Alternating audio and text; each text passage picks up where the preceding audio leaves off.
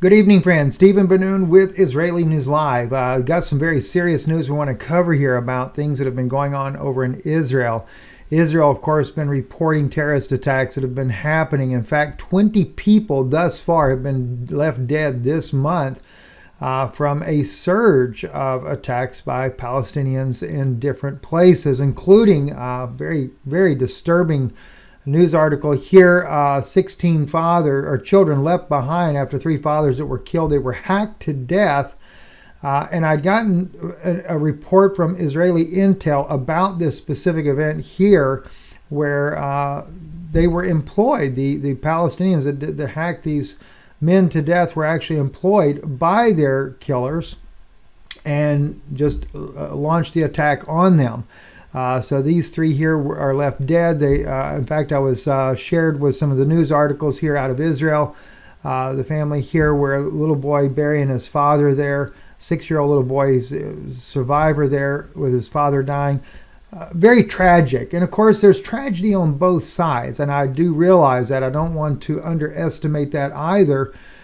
Because there is a lot of evils that happen to the Palestinians as well. So, in the case of the Palestinians, they feel like they are at war because they feel like they've been invaded. But it is stories like this that are heart-wrenching as well to see such heinous things that take place there. And when I lived in Israel back in 2004, it was during the Intifada, and I seen firsthand both sides of the stories there. Actually, a roommate of mine was handicapped, Israeli military individual there. He is handicapped from an accident that happened in the military. But he honestly told me that they used to target practice on Palestinians. And that just really bothered me, especially back then because I was more pro-Zionist at the time. And so I really supported Israel, really supported Israel's right of returning to their homeland. And I didn't have a lot of high regard for Palestinians at that time. Just have to be honest about it. But when I began to hear that Israeli soldiers were just target practicing on innocent civilians, I knew something was majorly wrong. And then, of course, I saw the young woman that was about 18 years old that blew herself up, that by God's grace, my own life was spared as a result of that suicide bomber. But I couldn't help but wonder what drove her to that. So one wrong doesn't make another wrong right in this case. And so the killing on both sides is somewhere got to come to an end. But also too, by the way, real quick too, this one here. Major terror attack on Tel Aviv, 5 different locations. Residents are asking to stay at home. So far, 4 are dead. This is another one of the cases where this happened at over in Israel. And of course, the military already out in force in Tel Aviv. And if you've ever lived in Israel, you see these things. And when these events begin to unfold, it can be quite shocking to the system to see that. Also, in this news clip right here, they're talking about terrorist attacks in the Sinai. So the thing is they're talking about more and more of this, and Hamas actually going into Israel. In fact, in the report that I got today is that Hamas is trying to slip into Egypt, and the Egyptians have been warning them not to come. And as a result of these different attacks that have taken place there, I was told this morning when I got the report in that there is going to be HE double hockey sticks to pay, that Israel is taking off the gloves. There was a high security meeting that was taking place earlier today. I was made aware of that meeting there, and that the Israelis are going to launch an offensive like none other.